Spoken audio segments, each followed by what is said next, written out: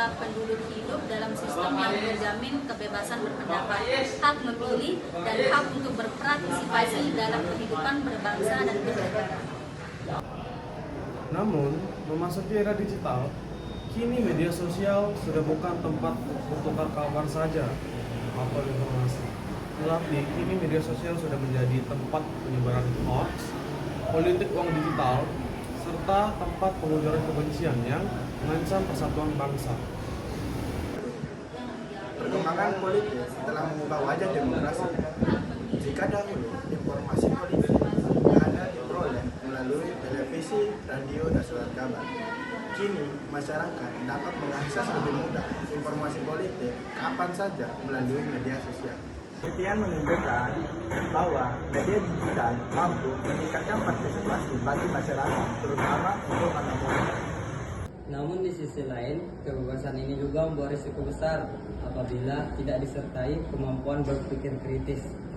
Menurut penelitian mengenai partisipasi politik Gen Z tahun 2025, media sosial memiliki pengaruh besar dalam membentuk kesadaran politik dan partisipasi pemilih muda. Namun rendahnya literasi digital membuat sebagian pengguna rentan terhadap informasi yang menyesatkan. Salah satu tantangan terbesar kita dalam demokrasi digital adalah untuk hoax dan politik.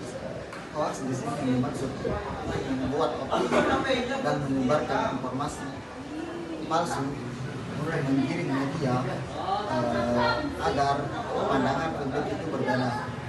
Di masa pemilu, hoax sering digunakan untuk menyerang lawan politik, di mana hal tersebut digunakan untuk membangun citra palsu terhadap lawan politik atau untuk memprovokasi masyarakat agar terciptanya hal buruk terhadap lawan berpolitik.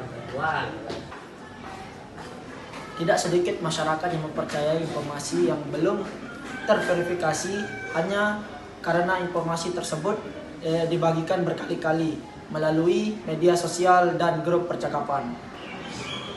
Ketika masyarakat sulit membedakan fakta dan kebohongan, kualitas demokrasi akan menurun. Keputusan politik tidak lagi didasarkan pada informasi yang benar, melainkan pada emosi dan manipulasi.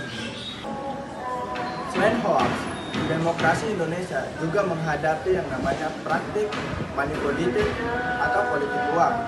Money politik atau politik uang bisa dipengaruhi ketika suara rakyat dipengaruhi melalui transaksi uang, pemberian barang, atau transaksi tertentu. Penelitian menunjukkan bahwa faktor ekonomi dan budaya patronase masih menjadi penyebab utama praktik politik uang di Indonesia. Akibatnya, pemilih tidak lagi memilih berdasarkan integritas dan kompetensi calon pemimpin. Dampaknya, politik uang merusak prinsip keadilan dalam demokrasi. Ketika suara rakyat dapat dibeli, maka kepentingan publik berisiko dikalahkan oleh kepentingan kelompok tertentu. Harga suatu suara mungkin terlihat kecil hari ini, tetapi dampaknya dapat dirasakan masyarakat selama bertahun-tahun atau puluhan tahun ke depan. Media sosial juga menjadi ruang berkembangnya ujaran kebencian. Komentar yang menyerang suku, agama, ras, golongan maupun pilihan politik tertentu dapat memicu konflik sosial. Penelitian mengenai ujaran kebencian di Indonesia menunjukkan bahwa penyebaran konten kebencian meningkat pada momen politik seperti pemilu dan pilkada. Hal ini menyebabkan polarisasi atau perpecahan masyarakat menjadi kelompok-kelompok yang saling bermusuhan. Dampaknya, demokrasi membutuhkan dialog dan perbedaan pendapat. Namun ketika perbedaan berubah menjadi kebencian, demokrasi kehilangan esensinya. Pernah kita berpikir, satu berita palsu yang kita bagikan, satu komentar kebencian yang kita tulis, atau satu suara yang kita jual dapat mempengaruhi masa depan bangsa. Demokrasi tidak runtuh dalam satu malam. Ia melemah sedikit demi sedikit ketika masyarakat berpikir peduli terhadap kebenaran, kejujuran, dan persatuan. Sebagai generasi digital, anak muda memiliki peran yang sangat penting dalam budaya demokrasi di Indonesia. Di sini saya akan menyebutkan 4 poin saja, di mana itu berperan sangat penting dalam budaya demokrasi di Indonesia. Poin pertama itu adalah memilah informasi. Kita harus sebagai anak muda, kita harus memilah informasi itu, menyaring informasi, yang dimana kita harus memastikan informasi itu bersumber dari media yang terpercaya,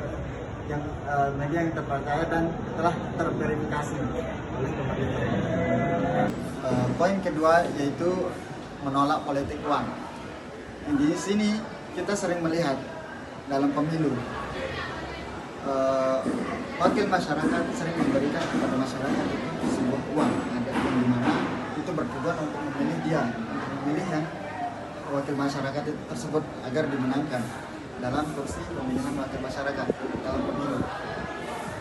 Di sini suara masyarakat itu bukan sebagai barang yang dapat diperjualbelikan, melainkan kita harus memilih wakil masyarakat itu berdasarkan keyakinan kita kepada wakil masyarakat tersebut yang akan kita pilih dalam sebuah pemilu. Poin kedua yaitu menolak politik uang. Di sini kita sering melihat dalam pemilu, wakil masyarakat sering memberikan kepada masyarakat itu sebuah uang, yang dimana itu bertujuan untuk memilih yang wakil masyarakat tersebut agar dimenangkan dalam kursi pemilihan wakil masyarakat dalam pemilu. Di sini suara masyarakat itu bukan sebagai barang yang dapat diperjualbelikan, melainkan kita harus memilih wakil masyarakat itu berdasarkan keyakinan kita kepada wakil masyarakat tersebut yang akan kita pilih dalam sebuah pemilu. Demokrasi bukan hanya tentang pemilu. Demokrasi adalah tentang bagaimana kita menghargai perbedaan, menjaga kebenaran, dan bertanggung jawab atas setiap tindakan yang kita lakukan. Di era digital, tantangan demokrasi memang semakin besar.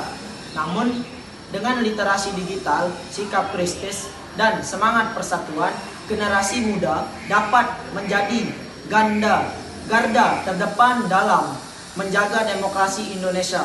Karena masa depan demokrasi Indonesia tidak hanya ditentukan oleh para pemimpin, tetapi juga oleh kita semua.